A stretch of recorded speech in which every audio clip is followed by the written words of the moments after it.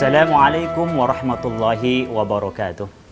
Alhamdulillahirabbil alamin wa bihi nasta'inu ala umurid dunya waddin.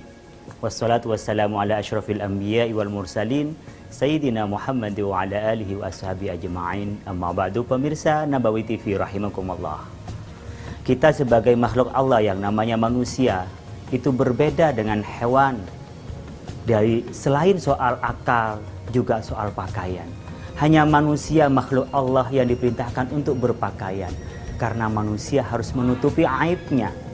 Maka sebaik-baik kita adalah ketika kita mampu menutupi aurat kita. Aib yang ada pada kita.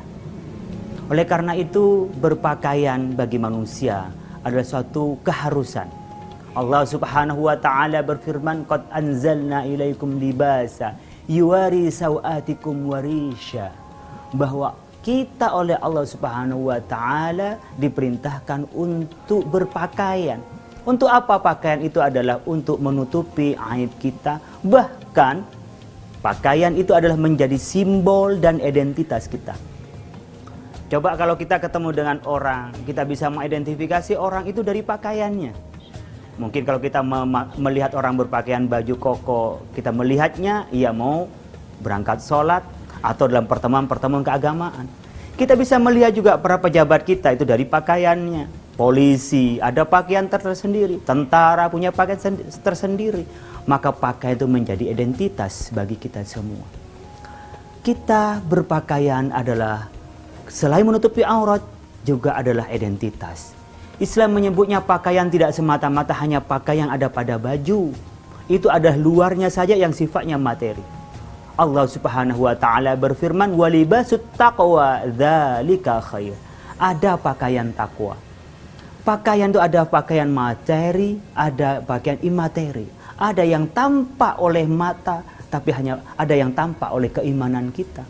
Maka kita juga diwajibkan untuk menutupi aib secara materi, tapi di sisi lain kita juga harus mensucikan batin kita dengan pakaian takwa kita. Di mana takwa itu? At-taqwa hahuna. Takwa itu ada pada keimanan kita. Bagaimana mengikuti perintah Allah subhanahu wa ta'ala dan menjauhi segala larangannya. Disinilah butuh kesabaran untuk orang itu bertakwa. Bagaimana kita membutuhkan kesabarannya? Kita sabar melaksanakan keimanan kita. Melaksanakan taat-taat iman, taat-taat kita. Pada saat yang bersamaan kita juga harus sabar meninggalkan kemaksiatan kita. Disinilah takwa.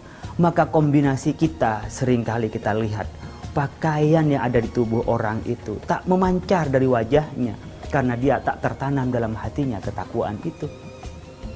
Mungkin juga orang berpakaian sederhana hanya cukup menutupi aurat, tapi terpancar ketakwaan di dalam dirinya. Maka takwa adalah pakaian rohani kita, pakaian keimanan kita. Islam melihatnya tidak hanya pada satu sisi. Bukan hanya persoalan tubuh saja, tapi juga tidak hanya persoalan roh. Tapi keduanya di dalam Islam itu harus diberi pakaian. Pakaian tubuh kita ada aurat, ada batasan bagi laki-laki adalah dari pusar sampai lutut. Batas minimal, bukan batas kesopanan. Bagi perempuan seluruh tubuhnya selain wajah dan telapak tangannya. Tapi lebih dari itu adalah pakaian takwa, adalah kita menyatukan diri yang kita lakukan adalah karena Allah subhanahu wa ta'ala, karena iman kepadanya. Pemirsa, kita perlu juga melihat pakaian kita. Apakah pakaian tubuh kita sudah sempurna dan baik? Yang kedua, apakah keimanan kita sudah dipakaikan dengan pakaian takwa? Mari kita bersama-sama berupaya sebaik-baik pakaian. Mudah-mudahan kita dirahmati oleh Allah subhanahu wa ta'ala menjadi orang yang husnul khatimah.